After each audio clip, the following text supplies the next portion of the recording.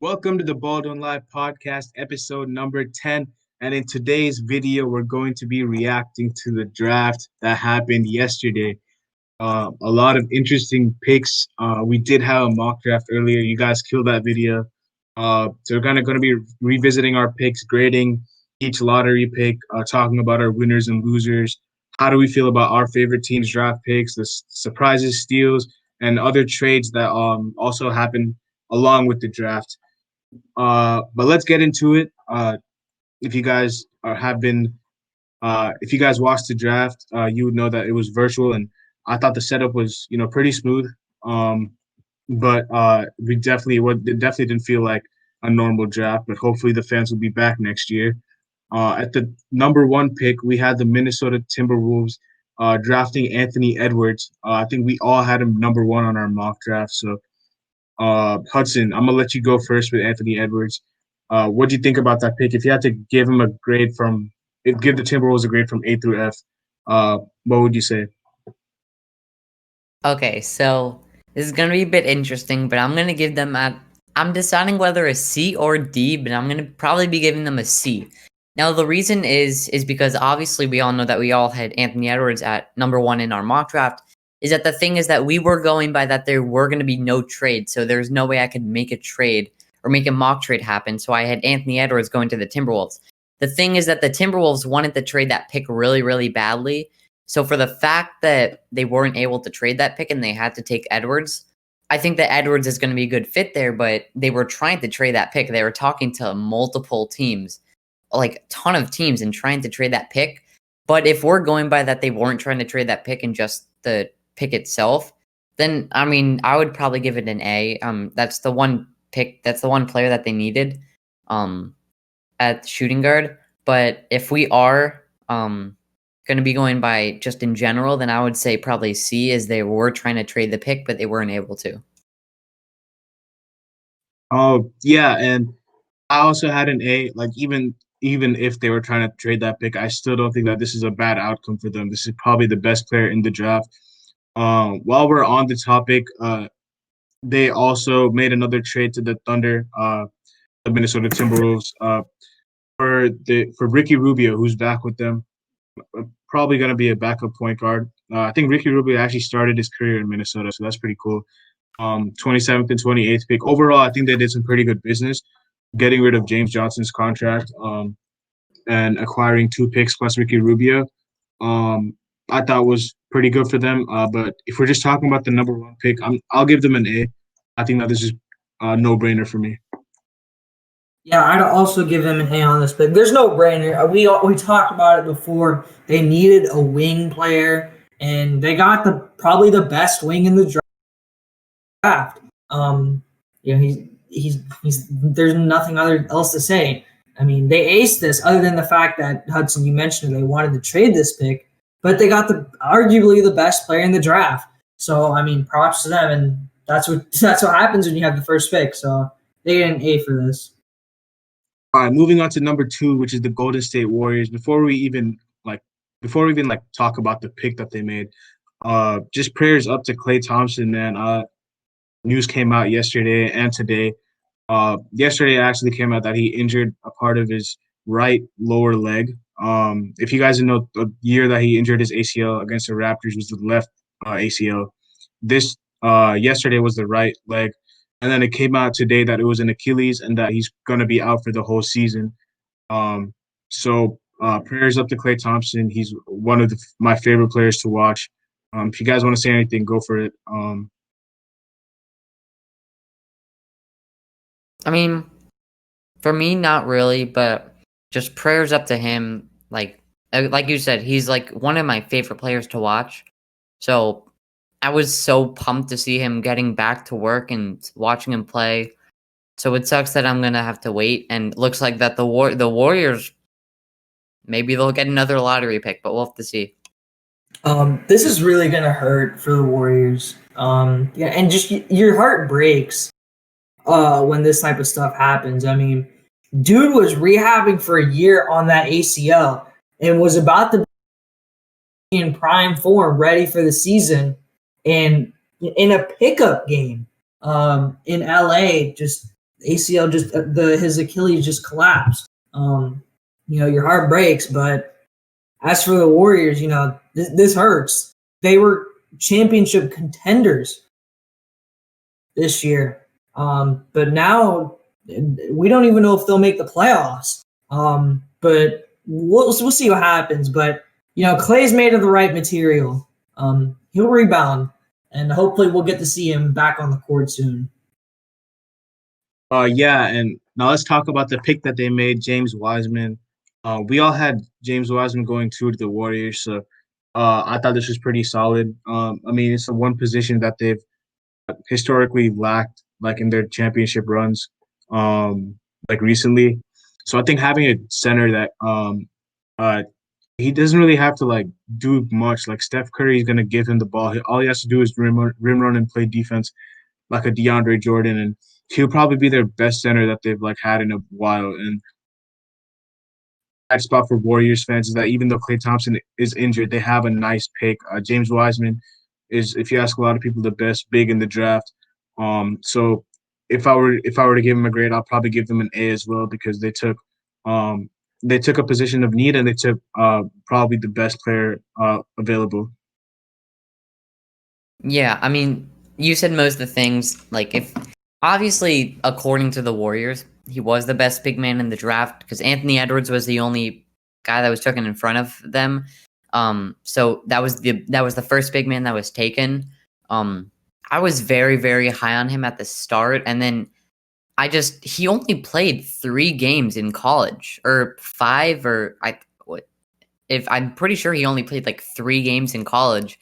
He averaged like 20, maybe 20 or something like that, but that's again only 3 games. So I'm hoping he lives up to the hype, as the Warriors need somebody maybe to push them into the playoffs.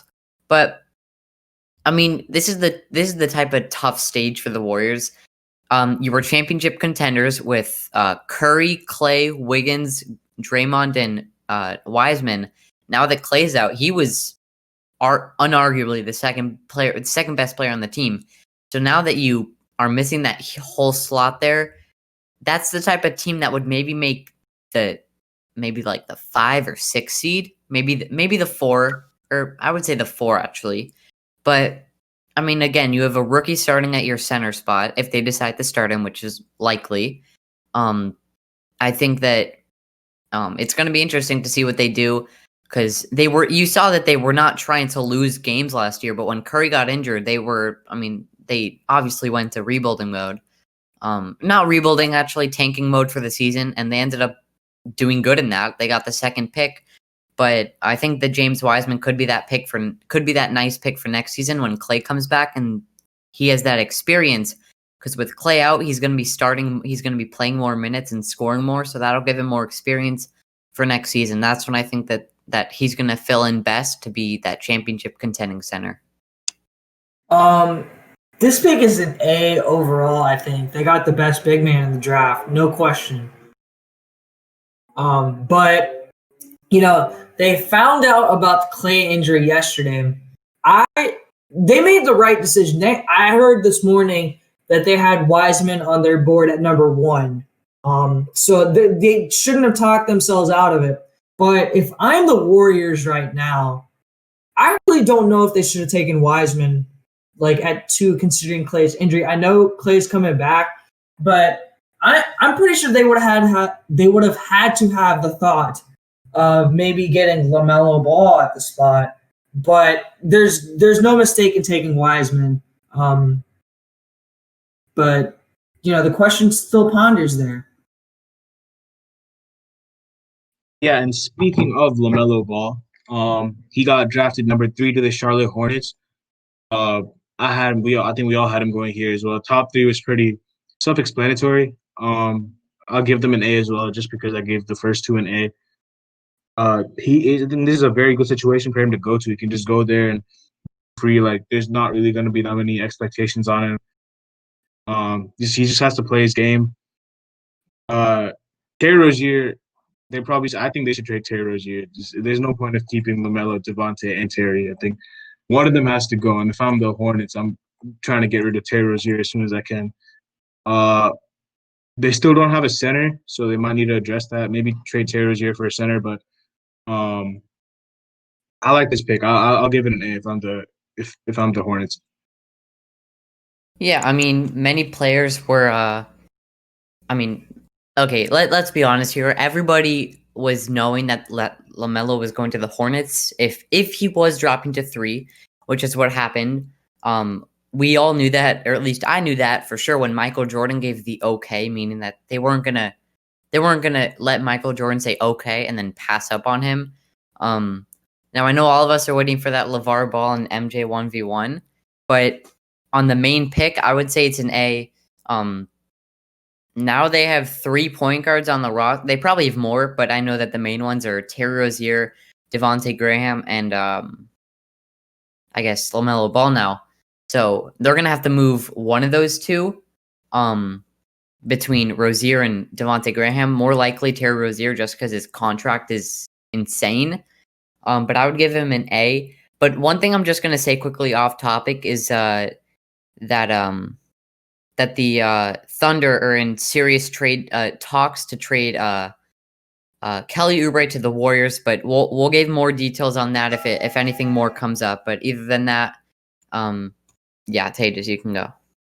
Yeah, I'd give the Hornets an A, but most importantly, I live in y'all know I live in Charlotte, and a bunch of my friends were talking about this yesterday. LaMelo's gonna put buzz back in the city. Charlotte really hasn't had that many ticket prices. Well, they haven't sold that many tickets, and already, immediately after the draft, we're getting statistics that Charlotte's ticket prices have started to increase based on stats like interest in tickets have started to increase. So I mean that's good for them. And LaMelo Ball, he's box office, and he will be the right person to lead this franchise. But that also means trading away one of their other 2 guards, and I think that's going to be Rozier. You really can't trade Devontae Graham. His contract is actually really, really small. So they would have to trade Rozier here. And I think they could get another wing out of here somewhere, but they're gonna have to trade Rozier. But LaMelo Ball is an A. They get an A for this pick. All right, and then now moving on to number 4, and this is where it all started. Like everyone's mock drafts just busted. Like I don't think anyone expected Patrick Williams to go number 4 to the Chicago Bulls. Not saying that this is a bad player. Like I think Patrick Williams is a very good defender, and his offensive game might need some improvement, but he has nice size to his position, and he's bringing length and athleticism. But the thing about this pick is that I don't know why they took him at 4 when he was projected to go much lower. And I heard some reports that they might have they were trying to trade down, but no one was offering that. And if that's the case, then I guess that's fine. Like just take the guy that you like. We saw the Suns do that last year with Cam Johnson. Like no one really projected him to go that high at 11, and a lot of people, um, were clowning on the Suns. But in the bubble, he kind of proved himself. But if I'm the Bulls, I'm probably gonna give this a B just because they did try to trade down, but they just weren't able to. Like they had like weeks to trade down, and if this is the guy that they really wanted, I think they should have traded down to like 7 or 8 because he was definitely going to be available then. I'll probably give it a B. Yeah. Time out. Breaking news. Gordon Hayward has opted out of his contracts, and the Celtics will lose him for nothing. I was actually just going to say that. Yeah, this is kind of annoying if you're a Celtics fan, Tejas. I mean, Wait, is that for real? Yes, it's for real. They wanted him to opt in. They wanted him to opt in so they could trade him for at least a piece. But now they're going to be losing him in free agency to nothing. I'm not sure who he's going to sign with. Wow, that is very tough. The Knicks might sign him, bro. There were reports saying that the Knicks were aggressively pursuing him, so they might just pick him up in free agency. I'm not sure, but if I were them, I'm going for Freddie Moore. I would say. I don't understand why he would opt out. Yeah, Jesus, go for it because you're a Celtics fan. I want to make this quick point. He's opted out, but this doesn't mean he might not sign back with the Celtics. Okay, I know Danny Ainge is the type of guy to make Gordon Hayward decline his player option and take a cheaper deal, take a pay cut. But I wouldn't be surprised if he signed back with the Celtics. But that being said, this is a bad loss. It's really tough, man. Hayward was that wing guy. I mean, maybe he signs back. I don't know. I don't know why he would decline the option of $34 million. It just doesn't make sense at all. But I think I think I'm gonna be honest. I know that. I'm gonna personally think that it's because he wanted to pick where he wanted to go instead of letting Boston trade him. Because that's probably what they wanted to do. Okay, it's what they were gonna do. So he knows that. So he might want to opt out and try to determine where he's going himself. But that's a terrible loss for Boston. I think it's because I think I don't know if he's gonna sign back with Boston, because if he signs back, I don't think Boston's gonna trade him. I think he's gonna be staying with Boston. But I think the reason that he opted out was because next year he would be a free agent in like a very stacked class. So this year there's not that many like elite free agents, so he'd probably be up to like the top. So more teams would want him this year rather than next year if he was a free agent next year. Because if he took that player option, he'd be a free agent next year, with a very like stacked free agency class. But this year, this free agency class is like pretty dry. So I think that's what he was thinking, but I'm not really 100% sure. I would say on the side note, this does clear up cap space for the Celtics. I don't know how much. You guys mind if I do something? Sorry. So it looks like Golden State is nearing a deal with Oklahoma City to get Kelly Oubre, but you can go on with your deal, and I'll talk more if it actually happens. I just want to say, I know we'll get back to the draft topic, but I just want to say this: like, it gives Celtics cap space, and maybe they might sign a center out here. I have no idea, but let's get back to the draft. About Patrick Williams for the Bulls, I give them a B on this deal. I also heard reports that they wanted to trade down, but they couldn't really find a partner. So pick who you want at that pick. So I mean, and I think Patrick Williams, even though he came off the bench for Florida State, I think he's a solid player. I mean, people are really underrating and hating on this pick for the Bulls, but they got who they wanted, and it may have been a reach, which is why I give this one a B. But they got who they wanted, and they needed a wing player anyways. So, I mean, I'd give this one a B. Hudson, what do you give the Bulls for this one? Well, I mean, I would. Wow. Okay, I'm gonna give them a C on this, to be honest. Yeah. I'm sorry. There's just so much going on while we're talking about this right now. Avery Bradley just declined his player option, so he's going to be free agent. But Kelly Oubre and the Golden State Warriors talks are getting more and more serious. But Avery Bradley's going to be free agent. But what I think about this pick is that they should have traded down. Listen, Patrick Williams, they were expected to get Danny Avdija, and he was ranked high, somehow fell to the Wizards. I would say it's a steal for them. And one thing that we know is that Patrick Williams was not as high as a prospect as Danny Avdija. So what I think that they should have done was trade Wendell Carter's contract. Or no, honestly, that's a bad idea, actually. Sorry. They should have traded the 4th pick and moved down and even gotten another asset. For example, I think that the Timberwolves had the 16th pick as well. But no, I don't really know if the 16th pick is worth, but maybe try to trade for someone like Ricky Rubio, maybe. Maybe Ricky, or I guess that trade didn't happen yet, to be honest. But you know what I mean. Trade for somebody and that and another pick, and that's like lower towards. Yes. Woj just tweeted, Warriors will absorb Kelly Oubre Jr. and his $14.4 million salary into their once the deal is done, though. Yeah, so the deal is going to be done. But The I just deal's don't know about who to they be pick up. done. So we know that the deal's about to be done, but we will report right here when the trade actually happens. The full This is trade. a first. This is a first. This is a first for this podcast. News on the fly. So this is pretty cool. It Um, is, yeah, this is randomly just going on. Um all right, but let's move on to the fifth pick. Isaac Okoro to the Cavs. I mean, this is pretty good for them. They get some defense, like with Darius Garland and Colin Sexton being liabilities on that end. They're very small, so they took the best perimeter defender in the draft. And I think that offensively, I just don't know like where he's going to get his touches from.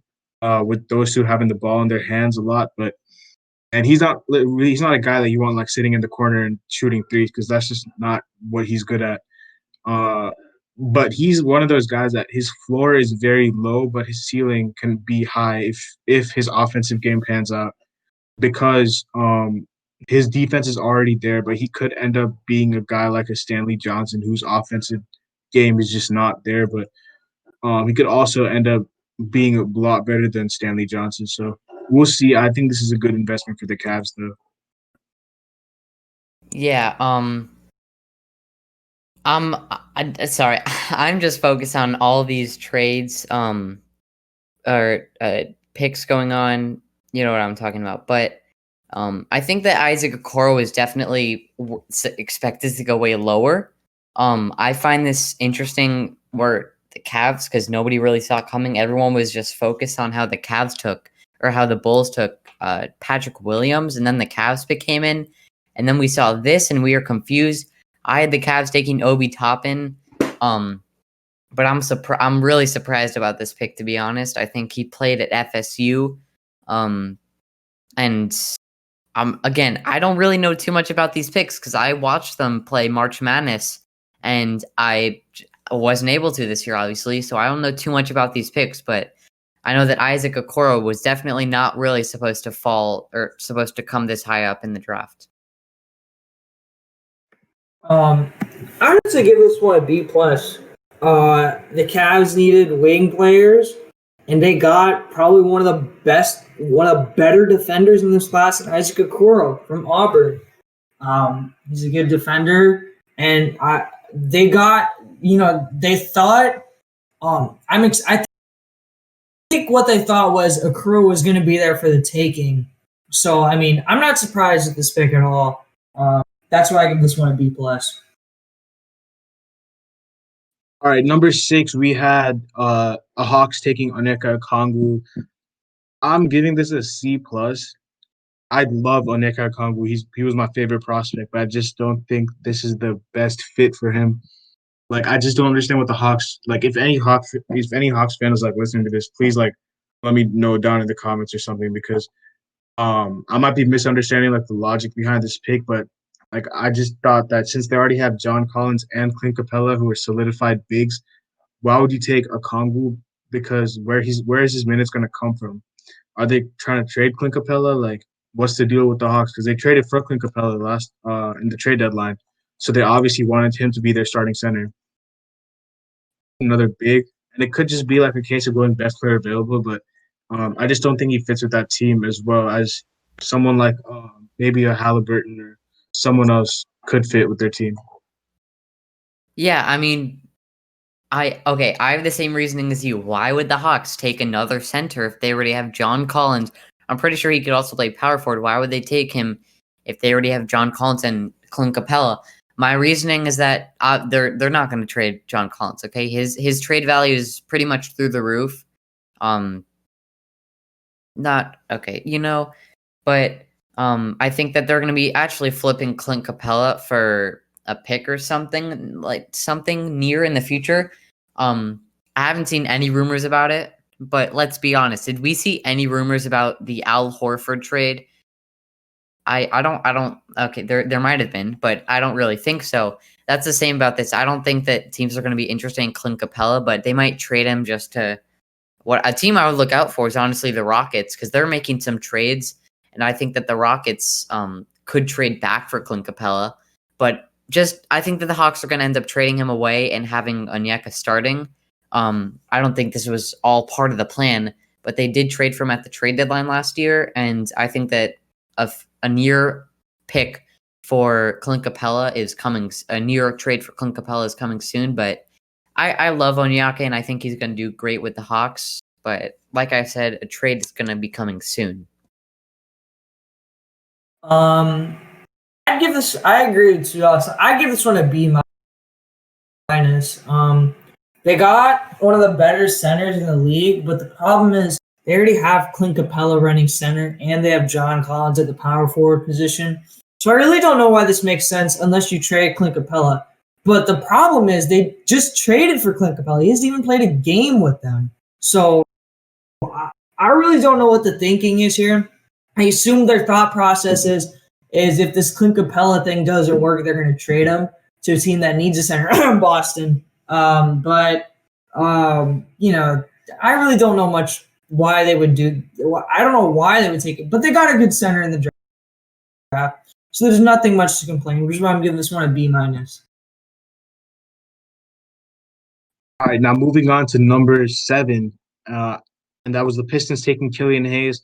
This is like spot on for my mock draft. I had him going here. I thought it was just a perfect fit. I think a lot of people had Killian Hayes going here actually, but I think this is a very good fit for the Pistons. Like they get a guard. I think they're probably going to save Derrick Rose, and they're just going to give Killian Hayes the keys. And he can just be in Detroit with Sekou, who's also French. He if they bring back Christian Wood, they'll have a nice core. Depends on what they do with Blake Griffin. If they trade him or I don't know if they're going to trade him because I don't know who would want that contract, but I think they should hit the reset, and I think Killian Hayes is a very good start. So I'm going to give them an A on this one. Yeah, I'm also gonna probably give them an A. I think that that Killian Hayes is gonna be a good pick. I think I had Killian Hayes going. If I'm looking at my draft, I actually had him going a pick lower to the Hawks. But this I was going over this, to be honest, and I was thinking to myself, why would I have another point guard going to the Hawks that can't play defense too well? But he's going to end up going to the Pistons. I think that it's a nice deal. You've Blake Griffin. You have I don't know if Derrick Rose is going to be there for too much longer. I don't know if the Lakers are going to make a trade, but I think that there's definitely a chance. Just to have him on the team, give him a championship maybe, which I'm hoping not for Derrick Rose not to, but for the Lakers to go back just so another team.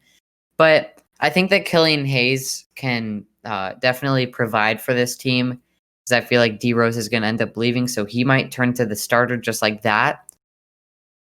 And yeah, I think I would probably give it an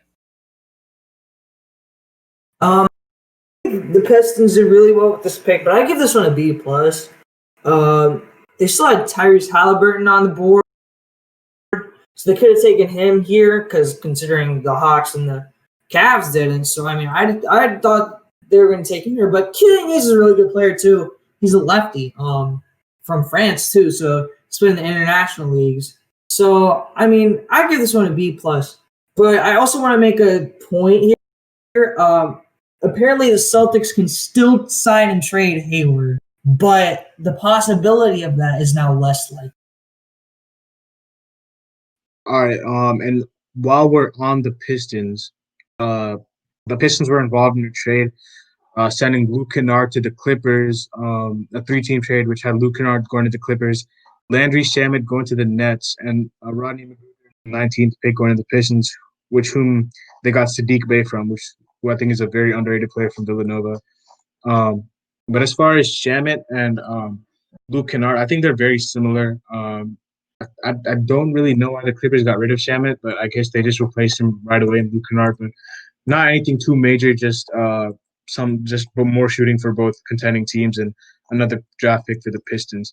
But moving on to number 8, we had the New York Knicks taking Obi Toppin. I thought this was I'm gonna give this a B plus. I'll give this a B plus because Obi Toppin is one of the best players available. I just don't know if he fit that team. I thought the Knicks should have taken Halliburton because they needed guard play alongside RJ Barrett. I don't really know who their like starting point guard is, and like they have Franklin Ntilikina and Dennis Smith, but I don't know like how much invested they are into them. But Obi Toppin was one of the best players available, so I guess it makes sense. They just have a lot of power forwards, and actually, like when we're on the Knicks right now, I think they already started to like resolve that issue because they just cut like three. They just waived like three players from their roster. I think it was like Taj Gibson, who's a power forward, Bobby Portis, who's also a power forward, and I think it was Damian Dotson. No, Damian Dotson went to the Hawks. I don't know who else got waived. Oh, Wayne Ellington. Wayne Ellington. And now they have like 40 million in cap, so they can sign whoever they want. Trade for. They were looking to trade for Gordon Hayward, but they can probably sign him now. Russell Westbrook is available as well. But as far as the pick is concerned, I'll give it a B plus. Yeah, well, I'm probably gonna be giving this trade either a B minus or an A plus. I thought that it was reported that the Knicks were extremely interested in taking Obi Toppin, but they knew that it wasn't possible at the 8th pick. And just like that, I expected him to go at number 5 to the Cavs, but they ended up taking Isaac Okoro. And the Knicks were just extremely grateful to have him drop to the 8th spot, and he ended up being taken there. I think that because I'm pretty sure that Bobby Port, you said something about that the Knicks have a ton of power forwards. I'm pretty sure that they have been waiving people, like you said, but also I think Bobby Portis, just either he declined his player option or the Knicks declined his team option. But either way, that takes out one of his positions on the team. Looks like Obi Toppin is probably going to be the starter. And I was not expecting him to fall there, like I said. So I think that Obi Toppin, he played great in college. And like I said, I was not expecting him to fall for like the 4th time. But I think that he should be a great fit in New York. I thought this is a pretty good. I thought I'll give the Knicks a B plus on this one. They did pretty good this draft. They got the player they deserved. I'm surprised Obi Toppin fell this far, but I mean, this is something weird the Knicks are doing. The front office is actually making good decisions for some odd reason. They're cutting all the veterans like Taj Gibson. They let Bobby Portis walk. They cut Elfrid Payton, and they drafted a bunch of young guys. They're going to try and let the young guys play. And this is exactly what we've been saying for like the past 5 years of what the Knicks need to do. And they're finally doing it. And I think Obi Toppin can be one of the centerpieces of this franchise. And this is a really good pick for them. And that's why I'm giving them a B plus. All right, now moving on to number 9. The Wizards taking Denny Avdia at number 9, and this is actually like I'm giving them an A plus on this one. Like the fact that Denny Avdia fell down to number 9 when he was actually like projected to be top 5 on like every single like mock draft is actually insane to me. Like he was one of my favorite players as well. They don't like their small forward position is probably the one that's like the least deepest, and they just took the best small forward and the best player available by a long shot. Um, I just have to give them an A plus. I thought they had a very good draft, not just this pick, but even getting who oh no the guy that they got went to the Thunder. So yeah, it was just this pick, but yeah, it was a very good draft for them, and this pick I'm giving them an A plus. Yeah, it's an A plus for me too. I don't think it's really that questionable. They were so lucky that Denny fell to them. We all had him going number 4, I'm pretty sure, which makes sense. And because it's pretty funny because I had Denny going to the Cavs or to the Bulls, and they took Patrick Williams, and I had Patrick Williams going to the Wizards, but they ended up taking Denny. I would say it's a steal. Looks like their starting lineup next year could go with John Wall, Bradley Beal. Okay, all right. I'm forgetting their lineup. Denny, Rui Hachimura. It would yeah. It would Thomas Bryant. Denny at small forward, then Rui Hachimura, and then Thomas Bryant at center, I guess. But Yeah. yeah. But either way, I think it's a great pick for them. So you can't pass up on an A plus on this. I think that Kelly Oubre has officially been traded to the Warriors, but more details on that to come soon. Yeah, like y'all said, this is an A plus. Denny, we had him at 4 in our mock drafts, and I was very surprised that this man kept falling. Probably because he averaged 4 points in Israel, but then again, using his per 36, we can see his numbers were higher, but he only played like a few minutes. But this is big for the Wizards. They actually they have a team now. John Wall's back, Bradley Beal's playing the shooting guard, and they found someone to replace Davis Bertans if he walks. So, I mean, this is exactly what they needed. This is an A plus without a doubt. All right, now moving on to number 10. The Suns drafting Jalen Smith. I think this was a little bit of a reach, but I'm not too mad at this pick. I think Jalen Smith is just one of those guys that like a lot of teams would like. I honestly like had him falling to the Celtics. Uh, but I mean, Jalen Smith can. I think he can play alongside Ayton, play 4-5 because he can shoot the ball really well. And think about like him receiving all those oops from Chris Paul, like, and he can defend. Like, I just think like the Suns are just making some really good moves right now, and Jalen Smith is one of them. So yeah, if I'm the Suns, I'm probably giving this pick an A minus, just because it was a little bit higher than what I expected him to be, but I thought it was a pretty good pick for them to take about. I mean, all right. I'm gonna give them a B on this. I had them taking Isaac Okoro, but Jalen Smith. Do you guys know Jalen Smith is a center, right?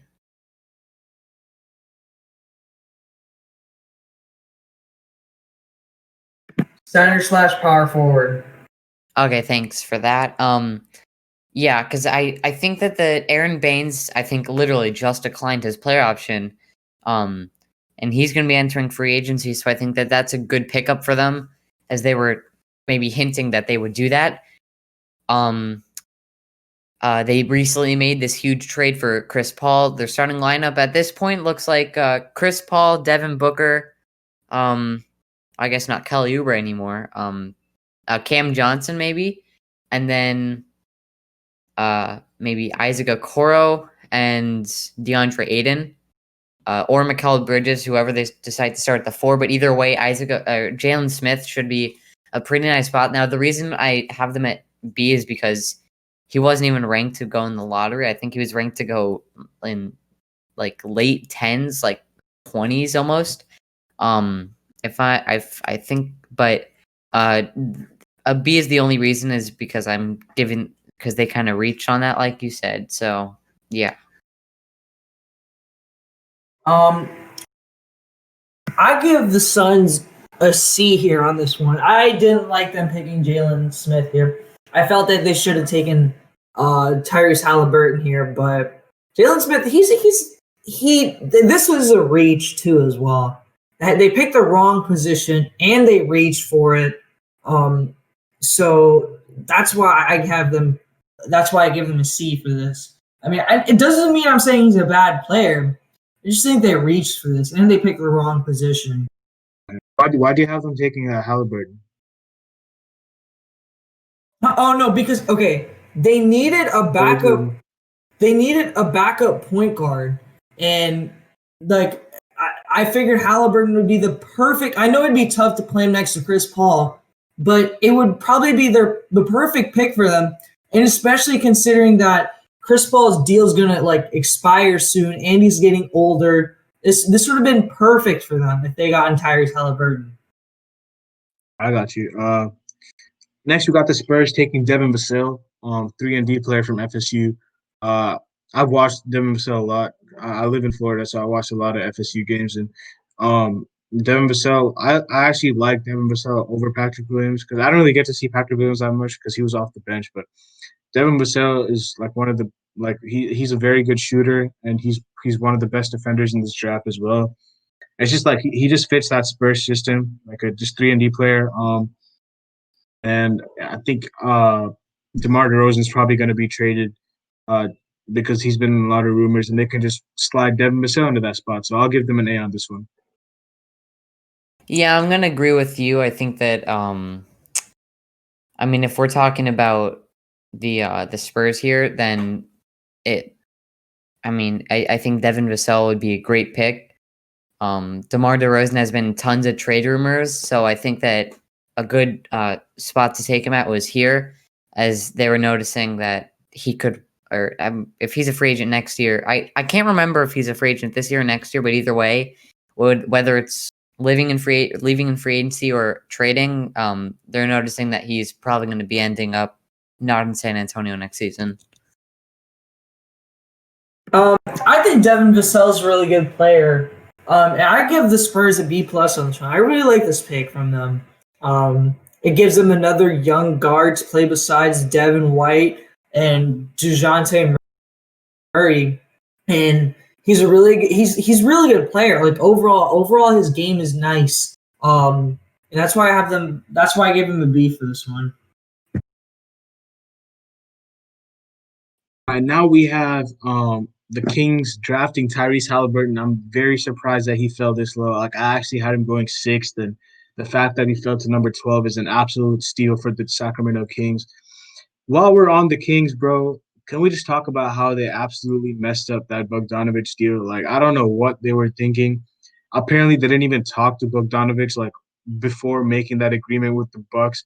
So Bogdanovich is like, hold on, like you guys never talked to me, so it's supposed to be a sign and trade, and uh, Bogdanovich still wants to go to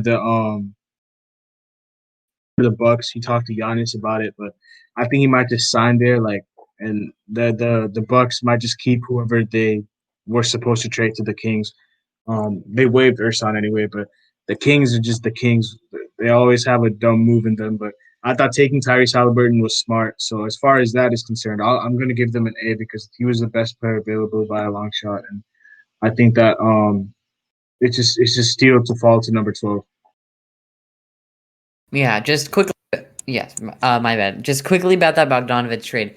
He's smart for doing that because he didn't agree, and or not that he didn't agree. They didn't talk to him, and now it's gonna be a sign and trade, so they're gonna have to end up paying him because the Kings are gonna want something in return.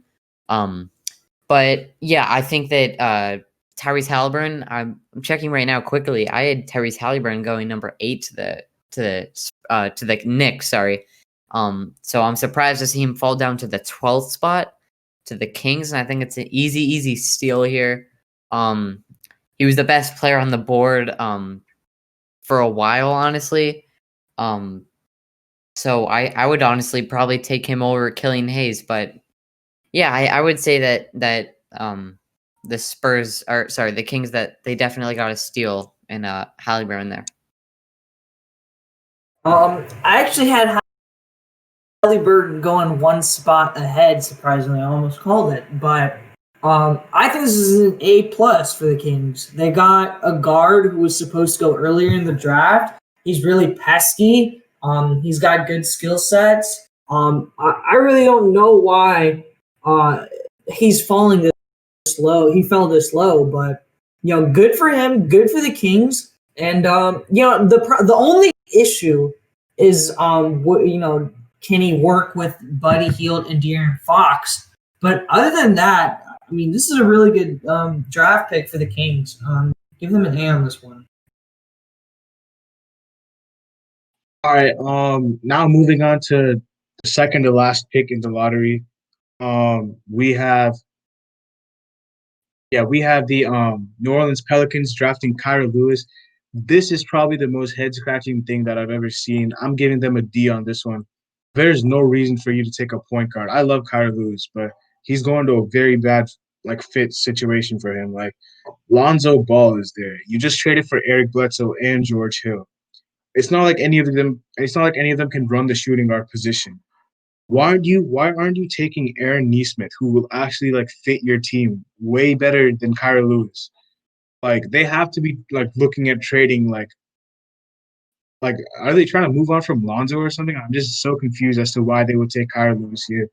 Aaron Nesmith was just such a better fit for them. Like and he just happened to go like the next pick, so they could have easily taken him. I just this was probably the most head scratching pick of the draft for me. This is also a very, very confusing pick. You just traded, like you said, you just traded for Eric Bledsoe and George Hill. You already have Lonzo. There's no way that they're moving on from Lonzo after 1 year. What I think that they could be doing is maybe even pairing up Bledsoe and Hill and trying to move them somehow. But with Lonzo's size, he's actually, to be honest, I'm not too big. I'm not too sure about that, but um, I don't think either of them or neither three of them can run shooting guard. So I think that this is just just a terrible pick here. So I would probably give them a C.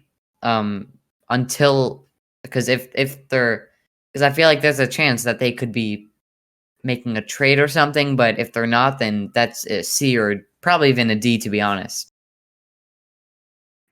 So quick backstory. I was watching the draft with my friends last night, and we were talking about 13 and 14, and y'all know the Celtics were picking at 14, and all of a sudden I realized Neesmith was on the board.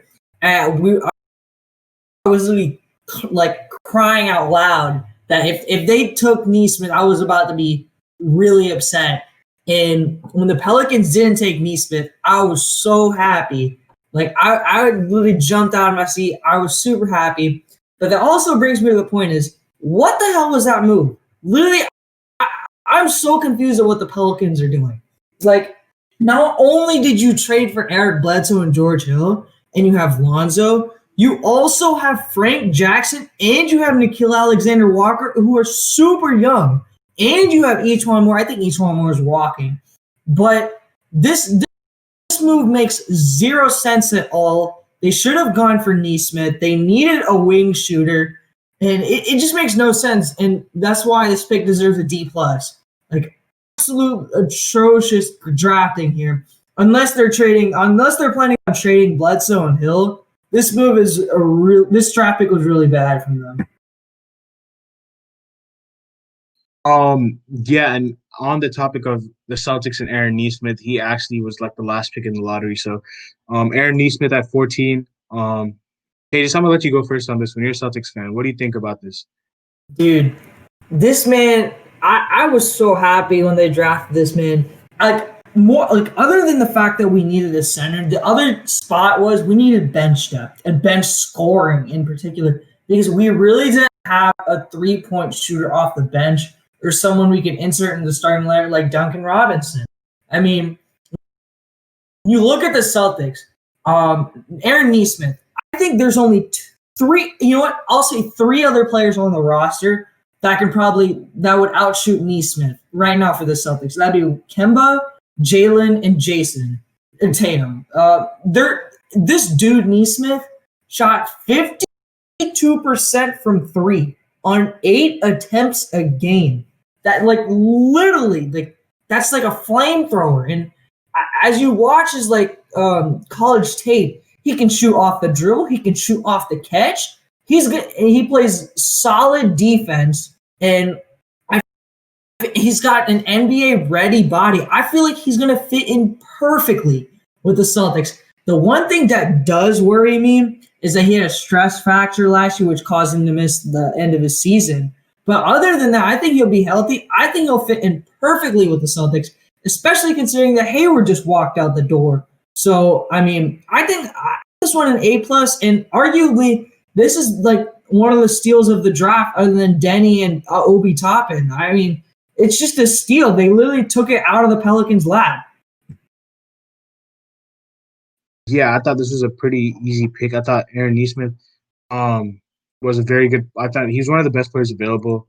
I had him going to the Pelicans, and when the Pelicans didn't take him, I knew that the Celtics would snag him. But he brings a lot of shooting. Like no team could not use any shooting. They still haven't figured out that center position, but I think Danny Ainge will figure something out. Maybe sign someone in free agency or trade for someone. But yeah, as far as this pick is concerned, I like it. I'll give him the B plus. Yeah, I mean, Tate just took most of the words out of my mouth, but I think that Aaron Nesmith is an absolute. He's one of the. He's the. I think the best shooter in the draft. He is the best shooter in the draft, saying factually, and I think he's going to be a great fit on the Celtics because that's where most shooters go. Um, okay. I think he's going to be a great fit. The Celtics are one star big man, not even a star. Like I wouldn't consider Miles Turner a star. So just one guy like Miles Turner, and I would say that you're a championship contending team. So if Aaron Nesmith and Tatum and Jaylen Brown and Daniel Tice collect together over the next few years, then they're automatically a championship contender. Period. But I think we're going to be moving on to our favorite team's pick. If that's what we're doing now. I think Tejas already went, and me and Tuas are both Heat fans. So if you want to go first, then go ahead. Yeah, I can go first. I love this pick, bro. I'm so happy that Precious Achua fell to us. I was very scared that the Celtics might take him because he was going there in a lot of mock drafts. I've watched this guy. I'm not gonna sit up and act like I've watched every single Memphis game, but I have watched a lot of this guy, and he has a lot of Bam in him. Like a lot of people compare Okongwu to Bam, but I see a lot of Bam in Achua as well. Like way he can handle the ball, the way he can he's very like athletically gifted. The only thing that he doesn't have with Bams is his playmaking, which is why I also compare him to Siakam because he's more of a shooter than a playmaker. He can shoot the three a little bit, and Siakam can also shoot the three a little bit as well. So it's kind of a hybrid. And I think in the finals we really lacked size against Dwight Howard and Anthony Davis because Bam was just by himself down there, and our backup big men are stretch bigs. They're not guys who are going to be in the paint. And Kelly Olynyk and Myers Leonard. So having a guy like Achua, like who can play alongside Bam as well, handle the ball, just pick a lot. A lot of people were saying go guard. I really wanted a big man, and he's probably like the best athlete in this draft, and he has a lot of upside, and I'm so happy that he fell to us. Uh, and yeah, I mean we don't really have any other picks, but as far as that pick is concerned, I would give this an A. For the Heat. I just really love this pick. Okay, let me tell you about this pick. I love this pick so much. I knew that when Precious was available, at the 14th pick, I knew that it was over. When it was the 15th pick, I knew it was over. When it was the 16th pick, I knew it was over. Until the 19th pick, the Pistons ended up trading for that pick, and they ended up not taking him. And I honestly thought, I was not kidding. I thought that I'm not joking. I thought that the Heat were going to take Tyrese Maxey. And I think that Precious is better than him, but just because he's from Kentucky. Now, yeah, me too. I'm pretty sure most people remember 2019 Tyler Hero from Kentucky. He's an absolute Pat stud. Riley also went to Kentucky. Pat Riley loves his Kentucky guys. I also Riley thought we were going loves to take Kentucky. 2018, I don't even think that the Heat had a pick. And then 2017, Bam Adebayo, Kentucky. Look how he's turning out. First time All-Star, all NBA team. And so I honestly thought that we were going to stick to that Kentucky routine as it's been going kind of well. But we're going to switch over to Memphis here and take Precious Achua. But I was honestly kind of surprised by the pick. I think that Precious is the more reliable pick here. I mean, he can handle the ball. I see a lot of, to be honest, I'm going to be honest, I see a lot of Bam and Precious. So I'm looking forward to see him playing. He just announced, I'm pretty sure that he's wearing what I literally saw it just before. 15. 15. Okay. Yeah. So he's 15 because the Heat, I'm pretty sure Kelly Olynyk just accepted his player option for like 15 million, unfortunately. Now has me thinking, what were we thinking a couple of years ago? But Myers Leonard, I'm pretty sure, is a free agent. Crowder and Dragic are more than likely to come back. So I think this is this is a great pick. I'm so surprised he didn't fall. I had him going to the Celtics, so I'm extremely surprised he didn't fall. Before we move on to Tejas, bro, Oh, okay. Because Um, I know the Celtics had one more first round pick, and I kind of want to talk about Paxton Pritchard, but it's okay, oh, yeah, Suha. yeah, yeah. Yeah. You can talk about that real quick. I just need to say something about Precious Achua. He screams heat culture. If you look at his Twitter bio, it says only the violent will survive. Like that's heat culture right there. And I'm so excited. Like the Pat Riley is always trying to get these guys who are heat cultures, people who fit that, like the hard workers, the grit and grind players, and he was a very good example of them. We'll transition to the Celtics' remaining picks. I think they drafted Peyton Pritchard and Jan Bedar, who is actually a drafting stash. But Tejas, how do you feel about this?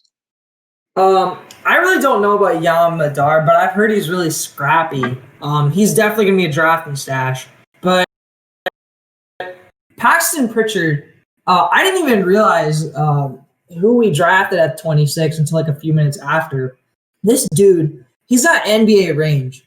Shot 41.5% from three at Oregon, and he's just a scorer. Like he's really good facilitator. He brings the Marcus Smart mentality, like, and I think that's what Boston want. Like, if you look at the two first round picks we had with Neesmith and Pritchard, they picked winners. They picked winning mentality players, and that's exactly what the Celtics needed in this draft. But it fits perfectly because they just let Brad Wanamaker walk. So Pritchard will fit that backup point guard role, and I think he'll get some really significant role minutes behind Kemba Walker, and I think it'll fit all right. He's he'll fit in right. He'll fit in right in, and he'll be mentored by two of the better point guards in the league, in Smart and Walker. I think he'll develop really well. All right. Now we're gonna be talking about our biggest winners and losers of the draft. I'll go first. Apart from like the teams in the lottery and everything else, I think one of the biggest winners is the Dallas Mavericks. I think they had a very nice draft. Josh Green, I think they took. I think they also took Tyrell Terry in the second round, which is a steal.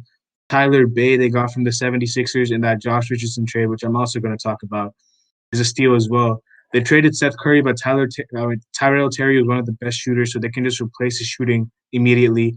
They acquired Josh Richardson from the Sixers, so they got the defense that they required. Josh Green and Tyler Bay are very good wing players. I think the Mavericks are easily one of my biggest winners. What about you guys? Well, I definitely agree with you with the Mavericks, but I have a couple of winners, honestly. I'm just gonna say a couple of them right now. Um, I definitely have the Knicks as one, as they did not think Obi Toppin would fall, and also the Wizards, who they ended up getting Denny Avdija, who's I think ranked to go, or I know is ranked to go fourth in mine, but also had to be in many others. Um, and I think that those two teams and also the Mavericks who landed Tyler Bay are easily winners in this draft. My winner of the draft, sadly, is the Philadelphia 76ers. They got Tyrese Maxey, who I think is a really nice combo guard, but most importantly, they did two big things. They had the deal with getting rid of Al Horford's contract, and they did give up the first round pick and second round pick. But most importantly, they got Seth Curry from the Mavericks. You talked about Suhas for Josh Richardson in that 35th pick. Look, Seth Curry is a shooter. He can shoot the lights out, and that's exactly what the Sixers needed.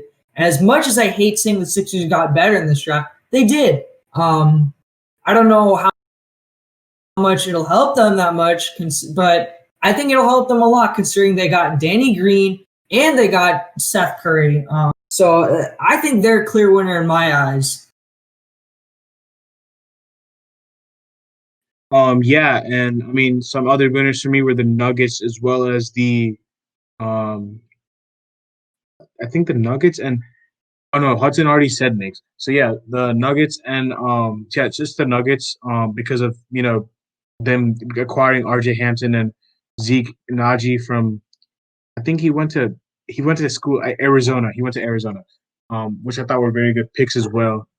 Uh, But moving on to our biggest surprises and steals. We'll just go like one by one. I'd say like I'll say my biggest surprise and my biggest steal, and you guys will also say that. So my biggest surprise was um Patrick Williams going number 4 to the Bulls. I did not expect that. Is like um I did not expect that at all. My biggest surprise. My biggest steal was Tyrell Terry. 31st to the Mavericks is an absolute steal. I do not know how they fell so low. He was in like the 20s in my eyes, but I just don't know how he fell that low. What about you guys? I one of my surprises. I also would say Patrick Williams at the 4, and another one is definitely Isaac Okoro at 5. And I would say I have two uh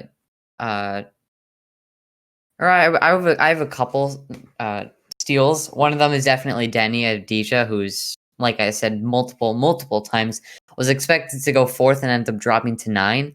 And I also think that Precious Achua was, I would think, a steal. You guys might be thinking differently, but he was expected to go top 15 or in the lottery or in the lottery at least. And the fact that he dropped to 20 was pretty insane to me. But yeah. I think you're definitely right, Suas. The Patrick Williams things was a surprise, but I'll be a little bit more different. I think a surprise to me was the Hawks taking Onyeka.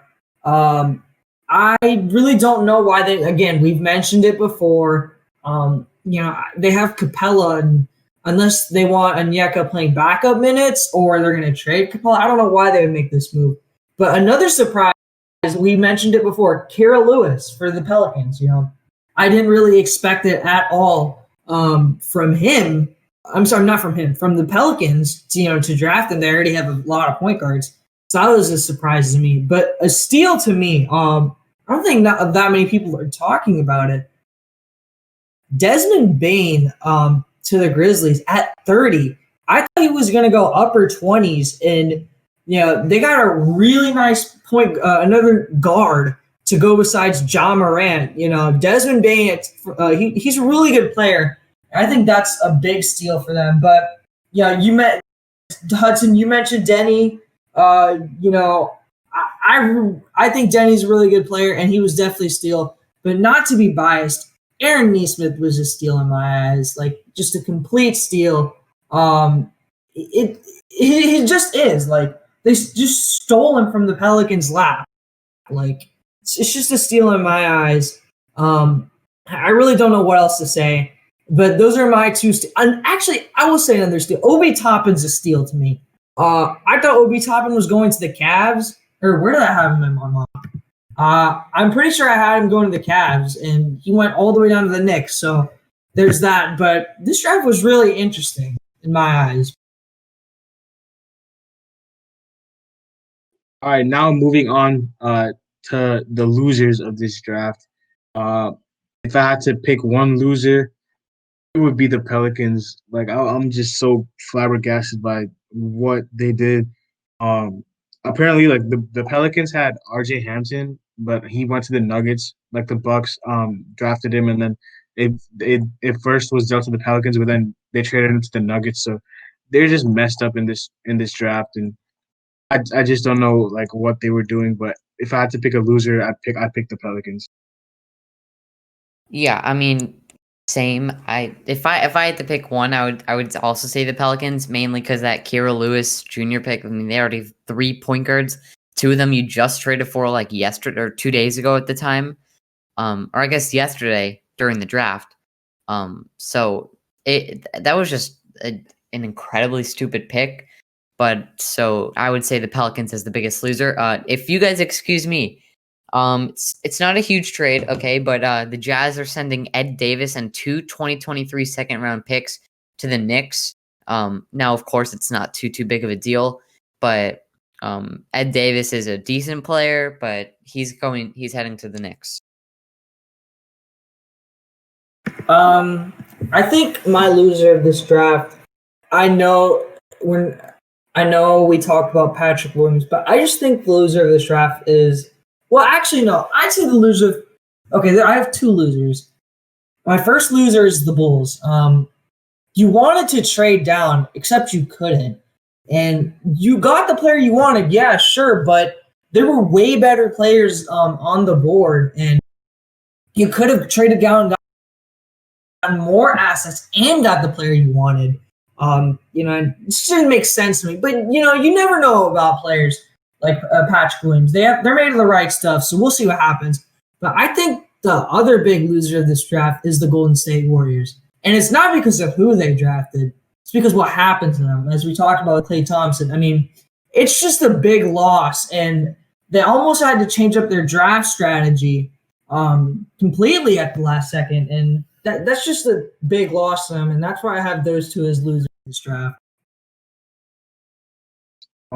Yeah, and I think that'll do it for us, man. I think we talked about the draft. I think we talked about winners and losers. We talked about all the trades that happened. We talked about Klay Thompson's injury. Uh, we talked when you gave our grades on the lottery. So I think overall the draft was a big W. I was really anticipating the draft, and it definitely had my expectations, and I was very impressed by how Adam Silver and everyone like put together the draft. And it's just about that time where all these trades are going to be happening. Free agency opens in a couple of days. I think free agency actually opens tomorrow, if I'm not mistaken. You guys can double check me on that, but I'm pretty sure it opens tomorrow. So that's going to be very interesting. We're going to be continuing our series of top 10 players at each position. Small forwards episode is going to be coming out soon as well. Please make sure you guys, again, leave a like, subscribe. It really helps out the channel. Follow us on Instagram at _Ball Don't Lie podcast. And we will see you guys all later. Peace.